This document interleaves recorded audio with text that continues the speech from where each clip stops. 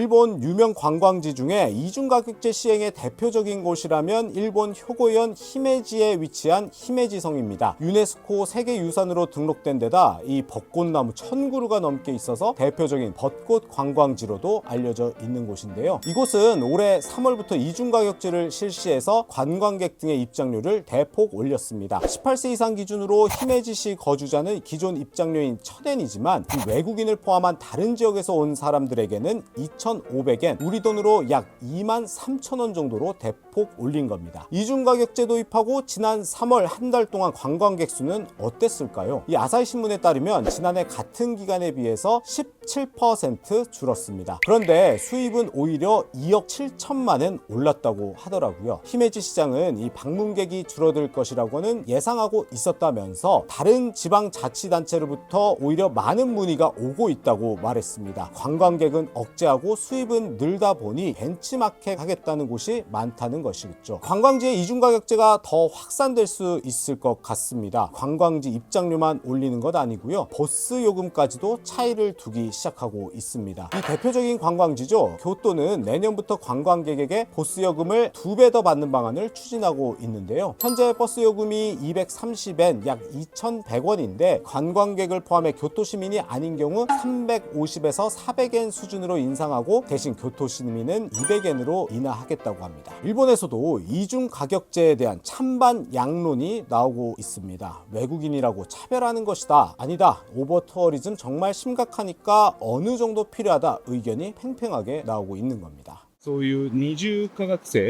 これを広げるっていう話もあるんですけど、だったらちょっと反対の方ですね、どうやったら。どっちかっていうと、個人的にはね。そうです。まあ、平等にっていう派です。個人的に。そこは、あれ。この別に日本だけじゃなくて、国外でもそうです。 외국인에게 그냥 훨씬 더 많이 받는다는 또 근데 일본에서 굉장히 거의 관광으로 먹고 사는 부분도 굉장히 많은데 그렇게 해야 심지어 나라에서 운영하는 비즈니스 그런 식으로 해야 일본 집들 대학은 그래도 긍정적으로 평가하는 부분도 많고 그래서 사실 그게 좀 어려워. 오버투어리즘이나 관광객에 대해서 어느 정도 제한을 하는 걸 좋아하는 추세인 것 같아요. 別にいいのかなと、あとそれを分かった上で来るんだったら、そういうことを他にもやってるから、それを知った上で来るのだったら別にいいと思う。あるのかなって。